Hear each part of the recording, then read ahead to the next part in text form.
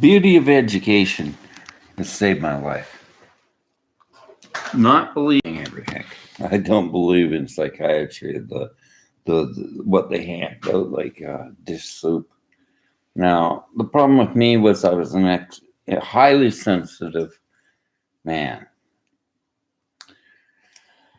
and I'm not the only one. I meet a lot of people that are highly sensitive. They can't do certain types of work. Doesn't mean we're lazy, but HSP is how many women are highly sensitive? The diagnostic models of psychiatry, DSM manuals, they just seem to keep on changing. First of all, homosexuality of the DSM manual. One was 1971. Anybody that's a homosexual was mentally ill. I have a hard time with these models of psychiatry, the manuals on defining people's character traits. To look at our benefits and our problems is another thing. I studied Reiki, yoga, spiritualism, because we are spiritual beings. And I listened to some of the psychiatrists on YouTube here, and I'm going to tell you what I think. You start running down Eckhart Tolle, Deepak Chopra, you run down and you do analytical stuff. The dark night of the soul is a part of the spiritual process of change. I don't need to defend these great teachers of spiritualism. I do not need to defend them. They stand on their own merit. But you start analyzing who's the guy, who's the judge that judges the judge. Diagnostic tools are for health and benefit. But to diagnose a professional spiritualist, what are you going to do? Eckhart Tolle was a beautiful soul that taught us the only thing about spirituality is this: it doesn't resonate like the thinking mind, the Maya. So I had to go into deep contemplation, meditation, and I had to get away from psychiatry and get off drugs. I got off them with natural supplements called True Hope, which I'll promote. True Hope will get you past. Now, who believes an illness is forever? A psychiatric illness, a label. Do you believe any illness is, I'll tell you, the only thing we can't cure, and it's not to be cured, is death. Death is part of life. It's the dance, the impermanence. But mental illness, I have a hard time with that. What about emotional illness? What about past traumas? You don't look at the history of an individual, their childhood trauma.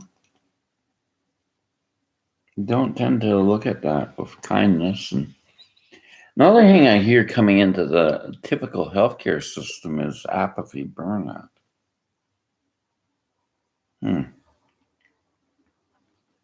You can't cure anybody without apathy, empathy burnout. You can't cure people without having empathy.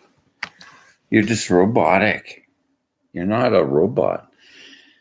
I think people in healthcare should take a sabbatical when you can't handle it. And if we're paying out a lot of money, why can't we pay healthcare workers to have a sabbatical of rest and talking to other healthcare professionals? I can't take it anymore. I can't take the amount of suffering. That's being sensitive. When you're asking those questions as a professional or a psychologist I think you're coming up to something.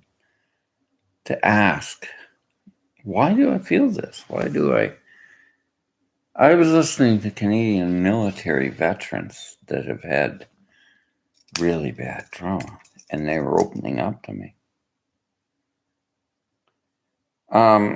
It's unbelievable the amount of suffering our military have gone through, and our police too. So my heart has to be balanced. I have to love more. I love our police. I love our military. And I don't like the carrying of the pain. I don't like women that have faced rape and can't get the trauma put aside so they can take it to a court of law and get some justice and protect other ladies that have had sexual impropriety done to them. Compassion has to enter the whole mix. But here's what I was reading. Jack Cornfield, I did a really beautiful read on Buddhist psychology. Pity is not compassion. Pity is lowering that person below you to examine. You can't have pity for people. It's an indicator that they're going for hard times, but don't pity them. Help them. The teaching of spiritual heart and open compassion is needed in healthcare because you're dealing with people, human beings. I was homeless, and I have a lot of hard time with this. It's the law in Ontario that seems to be weak. So I'm going to apply legal lawsuit to the whole situation, not out of hatred, but to cure the problem and get financial compensation so I can teach more on compassion. My brother died, and I was left alone in the house in grief. Like, I wasn't getting along with the brother. He was very fixed in his way. But my niece and her two brothers were manipulating him and excluding me from family reunions in the state. And there was a war going on. I'd just gone through a divorce, and never live with your in-law, your relatives. Never do it. It'll destroy your marriage because they'll interfere, and it needed some healing, but there was no healing. It was just taking sides. Mediator won't take sides. They'll look at the situation and heal it, or just take it to a Supreme Court or a court to divide up. The problem with the Canadian racket in real estate is people have no secure housing. Social worker was dreadful. I was on Canada Pension Disability. My wife I had the police around. You're getting abused, man. Police say, we'll take you to jail. I don't want her to go to jail, officer. I just want her to quit harassing me. And I was out of control. I was just smashing things. I couldn't release the frustration of being taunted. And I was going through emotional and spiritual change deep down in myself. I see the psychiatrist. They had me on 25 drugs. And I kept on questioning when I talked to him about my past trauma. I saw empathy, but I saw him going out and getting drunk one day and coming back in and just lowering me up with drugs. I don't think he had the characteristic of a good healthcare worker. I got a young man here. He comes in. We discuss things. He's helping people with addictions. He's a good, kind-hearted young millennial. I'm not against millennials. I love them. And I like his open heart to trying to help people. But I look at the whole healthcare system. I think it's overtaxed. Ontario spends way too much on healthcare. There's good and bad and the ugly in it. I think some of the private practitioners in mental health care are better. They are. They have they specialize in a field of going. So here's my take on mental health. When you're going through divorce or emotional problems, you should have a coverage that would pay for a psychologist. I think the Canadian psychology is pretty good, private practice. And personally, I believe in holistic health. I don't believe in medicating the situation. Maybe a little CBD, essential oils. I don't believe in psychiatric drugs. I really don't. They tend to be toxic and they don't benefit people. And they tend to lack a lot of compassion when you label somebody. And here was my dilemma. I wouldn't go to a doctor after that. I wouldn't. So I diagnosed myself, and you're not supposed to, well, look at the whole system. It gives you diagnostics to diagnose yourself bipolar. But I did another diagnosis, and I fit that one better. I was raised like a lot of young people are raised, with parents working all the time. And I spent a lot of time in solitude. Now, does that mean I'm sick? No, it was the situation. It was just my mother was a healthcare professional. She was an Australian military nurse from World War II. Came over here to get away from the past memory of Darwin and Port Moresby. Those were horrible wars, and a lot of nurses suffered. My father, World War One. He was 61 when I was born. So I don't think you should make judgments on older men having children. No.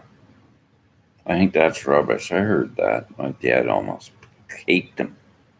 He says, you're too old to have a boy. Well, Ronnie Wood, congratulations at 67 for having kids. There's nothing wrong with it. Charlie, he had kids up to he was 85. That was Charlie Chapman, the comedian. I mean, older men do have children. I always bless. I see men go overseas to the Philippines, get married to a younger woman, and I say, God bless you. You got children now. Well, that's beautiful. Brothers, high five. To marry a younger woman and have children. I never had it myself. I like younger women. Am I mentally ill? On a spiritual level, I think it's more conducive. I think younger women are old souls. I really do. I became a Buddhist, more towards Buddhism, but I'm not a. I had a little bit of the Anglican come back to me, the sacredness of all religions. So I had to come into a spiritual understanding of myself. And this was a difficult time in my life to talk about what the family did. My niece, she's always been doing this. But it was the way they were raised. And it's the way a lot of people are raised, with this bad relationship with income. So I studied spiritualism and money. being a horseman, I know, um, give a little bit of free rein. Don't try to grasp all your money. And they cheated me out of an estate.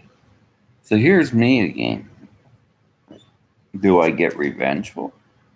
Or do I seek justice? They asked me to sign off. I'm not signing off. Till the fat woman sings, I want money out of this estate quite a bit. And I'm going to take the trustee to make a complaint about her actions. The way she treated me wasn't very nice. Anger? Yeah, for a while. It was very painful. I mean, you could call it in another province, that would be called abandonment. This province of Ontario doesn't have such laws. They need it. And that's what I find, these little kingdoms across Canada aren't very good. We need federal law on human rights code and justice. And we need to understand compound PTSD. I couldn't even fill out the forms. Well, I have PTSD and I fill out forms. I was Ontario, I'll make a complaint on that, an Ontario agent with the Human Rights Court. Now it's gone beyond the 2 years. So I'm going to I'm leaving Canada. I've had it with the healthcare system. I've had it. The lack of empathy and compassion. I remember I went to a software designer. He builds websites. I said, the whole problem with the healthcare system is. He laughed. I said, 101 boot camp Buddhism on compassion and Bodhicitta's heart. Boot camp Buddhism on compassion.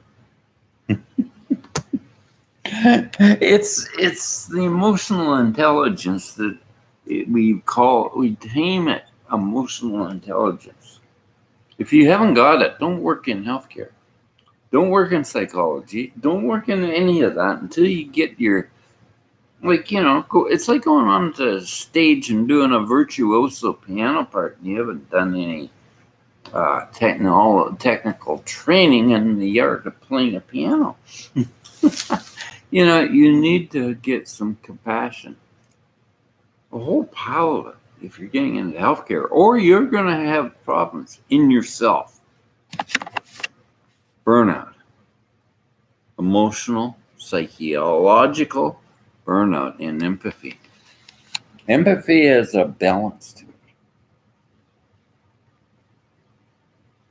It's funny, when I went to college in 1970s, I took a little 101 psychology to handle children with horses. See, I was in the horse equestrian field. And, the basics of psychology are good to learn, So I got really interested in this. But there's certain psychology that seems to void the spiritual essence of what everything is. Because I am a spiritual being and you are too. Everybody is. We're not machines, two little eyeballs hanging out our heart centered. We have feelings. Highly sensitive people tend to be very sensitive and feeling about life, compassion, the heart. But we got into this decont, I think, therefore I am. We're always trying to figure out things. And I want to talk to you about this. Creativity gets labeled, doesn't it? It seems like it's you call it bipolarity.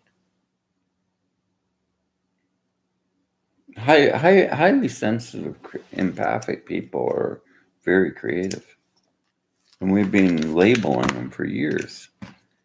Let's get out of the labels and the stigmatization of health, of mental health.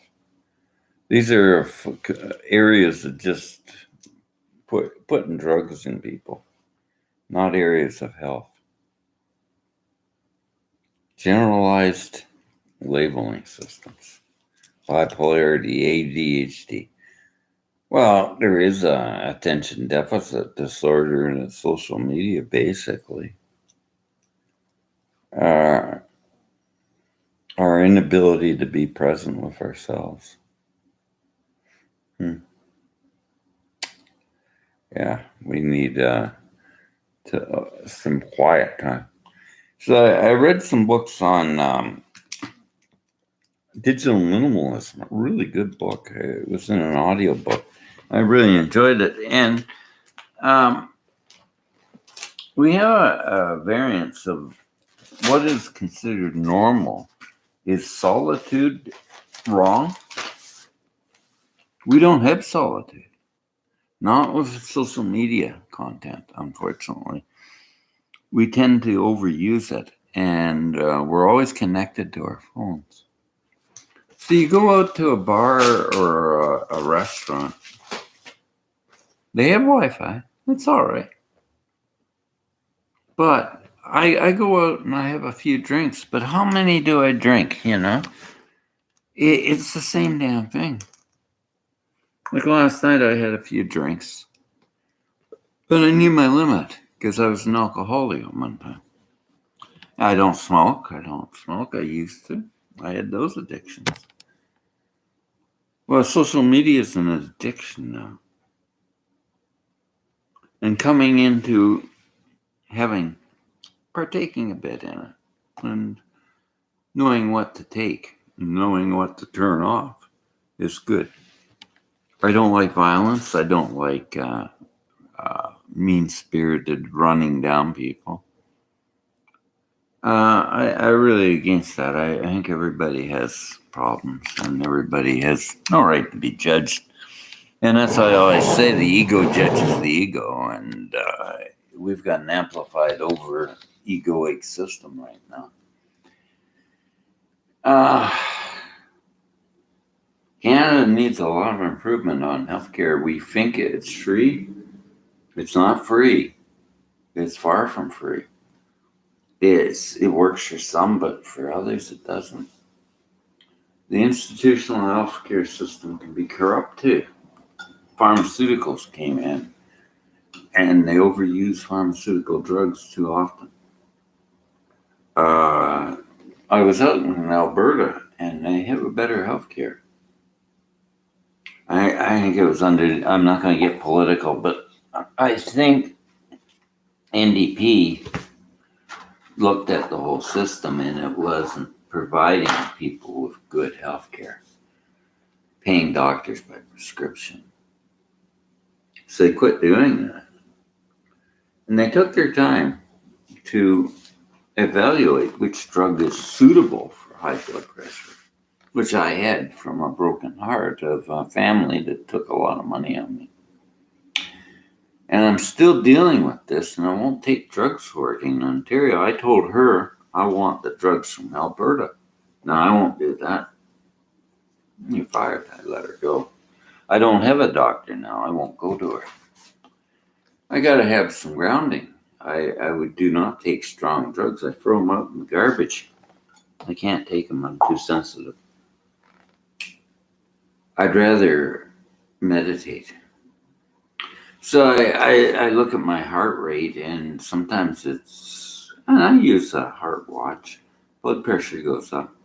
It's not too bad, 65 beats a minute. But the other night I was cutting cords as a Reiki practitioner with all this pain from the family. And as I was wandering around, I didn't think of the hate or the anger or all the things they did to me. I thought, I think I'm free of it. But I looked at my heart rate and it was a lot higher. And the insecurity of things. But I look around and I see homelessness. And I'm having a hard time dealing with that. I'm having a hard time dealing with the amount of homelessness going on.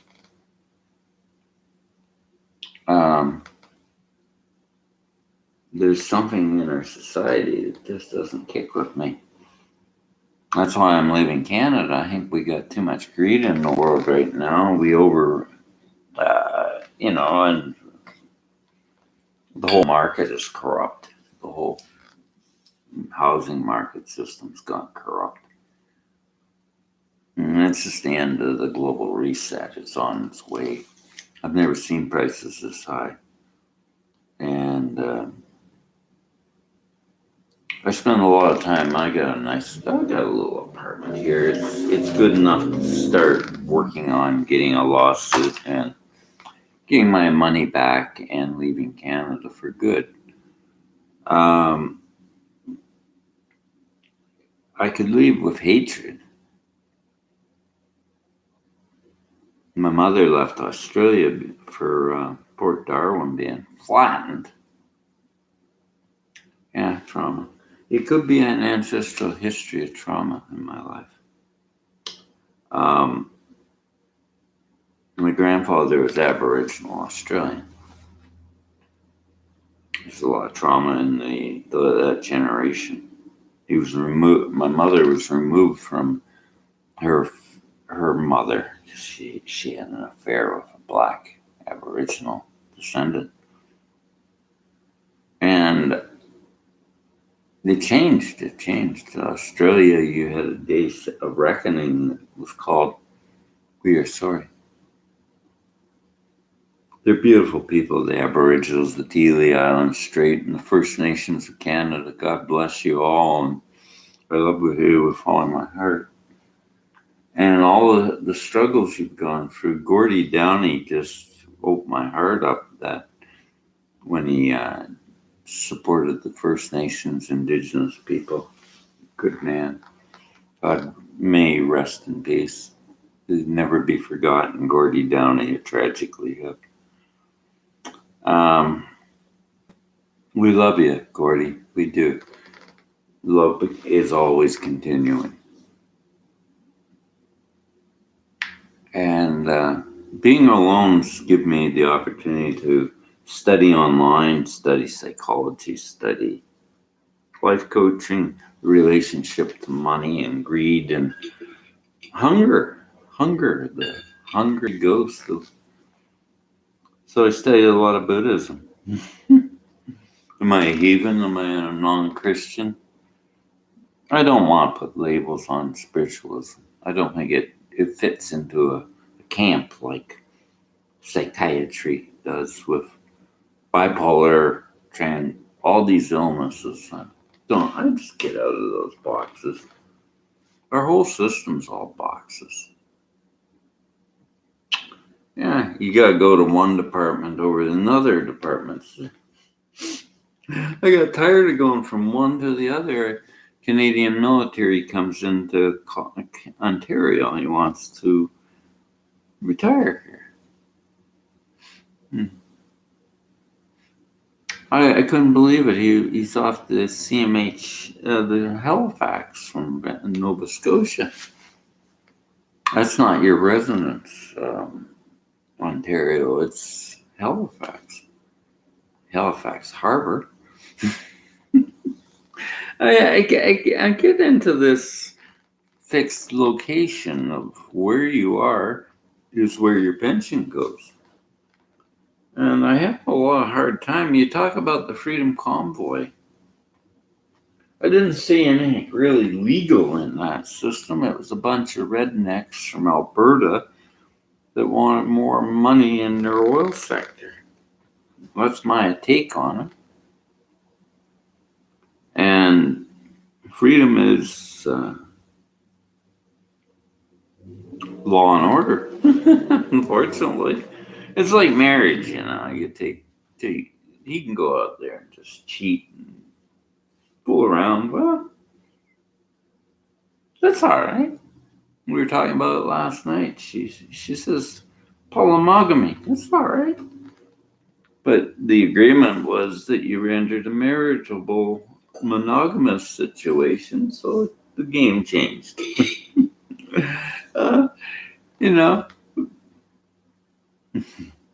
I don't know. Maybe I'm drawing some conclusions here. I don't know. Polymogamy, monogamy, polygamy. We used to just call it free love, man. You want to date my old lady? You want to have her? Yeah, no problem. And it was always that question. There's another topic, another talk about monogamy, polymogamy, all these things. Interesting. But anyways, healthcare can be improved a lot more. I was thrown out of a hospital with high blood pressure. I was going to have a stroke. I got to do a complaint now and write fill out forms. Maybe I'll get some compensation for it. I just want money back and a sorry. I'm sorry. And there's my hand. Thank you. And maybe you won't do that to people. I had an Ontario OHIP card, but I didn't have a fixed address. Like a lot of people are ending up without fixed addresses. If they have an Ontario OHIP card, they had a fixed address. And I think we need to rewrite this whole scenario of what a fixed address is. I really do. Because I find they're thither to locking me down into keeping a place. I don't want it anymore. I'm going to denounce citizenship. After I get my Australian, and I'll have a place in Australia with the money that I get from all this garbage I've gone through, with deregulating Ontario laws and real estate and property and justice and mental health care that was abusive. Anger? No, it's not good to be angry. It's a situation of legal change. We have to change the system, make it better, so others don't suffer. Anger would not get me ahead. It holds me back, But I've been on my own, and I quit listening to people saying you don't get justice. Well, everybody deserves justice in their day in court.